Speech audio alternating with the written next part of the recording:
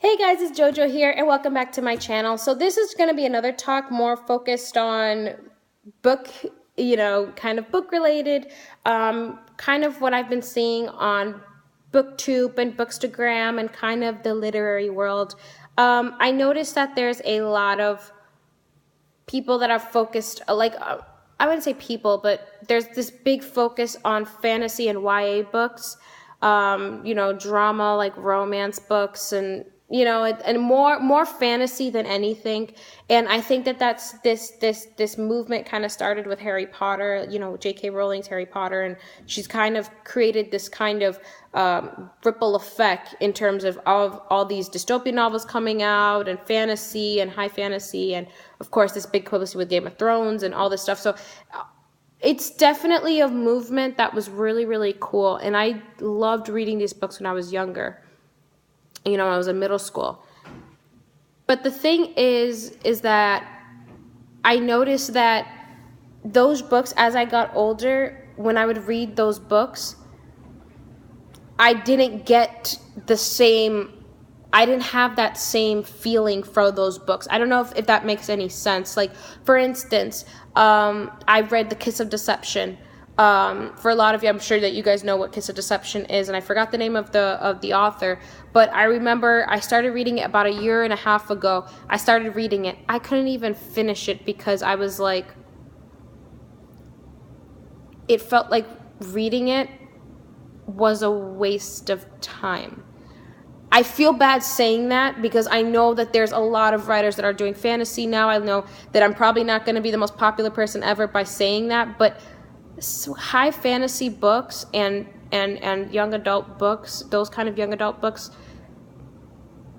they essentially, when you finish reading them, you don't get anything from them. There is a good book, just so that I can break it down. A good book is a book that when you read it from start, it changed the way the person you are is not the same person you are when you finish the book. Okay? That's a great book. That's a riveting read. That's a book that will benefit you as a human being because you've become a better person by reading that book, because you gain a new perspective. You're looking at things differently. It's tickled your curiosity about certain things you probably are interested in, and you'll go and you'll research on your own. And that's the beauty of a great book, great books that I've read in the past year was Voltaire's Candide, was Kafka's The Trial, was Tennessee Williams' A Streetcar Named Desire.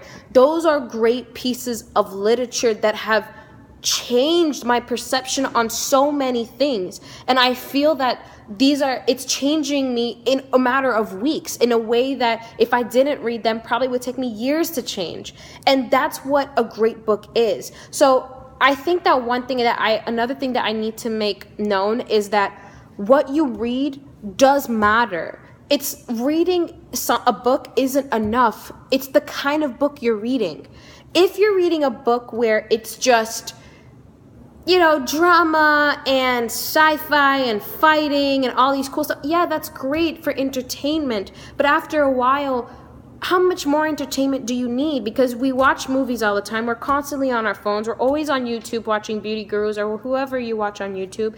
That's entertainment. You listening to music. That's already what you do for entertainment. But when you actually sit down and take time and read a book, does that have to be entertainment too? Is your book something that you can actually have an intellectual conversation about? Like, does it change your perception on maybe how you think about race? Or how you think about different social issues? How you think we deal with minority groups? How does it change your perception of the way things are, the way our system works here? Is it working? Does it make you question? That's what makes a great book. For me, Hunger Games was a great book. Because when I read Hunger Games, it made me think about a lot of things about in our society, and that's how I got interested in in kind of understanding our political system, understanding our country. That's a great book. That's what Hunger Games did for me. And that's a dystopian novel, but it's a dystopian novel that had so much thought to it and so much. It was more than the characters. It was more than that triangle of Gale and Peeta and Katniss. It was more than that. It was trying to broaden our eyes to hunger, to totalitarian government, to a lot of things that Kafka wrote more than 100 years ago. So it's just, those are books that change you. The Harry Potter series, it was a great series and it's a great part of my childhood, but can I say that the Harry Potter series changed me as a human being? Not really. It didn't. But I mean, it made me get more friends and I had more things to talk about, and I understand, and I enjoyed the movies, and it was a valued part of my childhood. Can I say Twilight changed my life? No, because there's nothing about Twilight that has anything to do with me. Okay, it was about a white girl that fell in love with a vampire and werewolf. That was all it was. There's nothing to it. And I just want to, and needless to say, I'm not saying that these books should not be read. I'm not trying to demonize anyone that just wants to read these books. I'm not saying that at all. All I'm trying to tell you guys is that we need to broaden our horizons in terms of what we read. Read social fiction. Read things like, for instance, Colson Whitehead's The Underground Railroad. That is something that definitely I feel like anyone should read. That's a book I'm interested in reading, and I plan on reading right after I read James Baldwin's Go Tell It on a Mountain. That's a book that has something is riveting to me because it's about a man who's struggling with his identity, with his homosexuality in 60s America. That is something that is pertained to me. Why? Because I am a black woman that is growing up and learning my own identity. So it has something to do with me. And when I'm done reading it, it will change me. Do you understand? Like, that's what I'm trying to, I don't know if I'm being clear in what I'm trying to push you guys to do. You know what I mean? It's just, we need to broaden our horizons. The same way that if you were born in the United States and you stay in the United States, all you're going to know is the United States. If you don't travel, you will never see the world. They're just going to be us and them. But when you go to that place and you see how people live and you see it, when you come back, you are a changed person. The same thing should apply with books. Hop around, see different genres, see different writers and type of writers. Black writers, Hispanic writers, Chinese, French, German.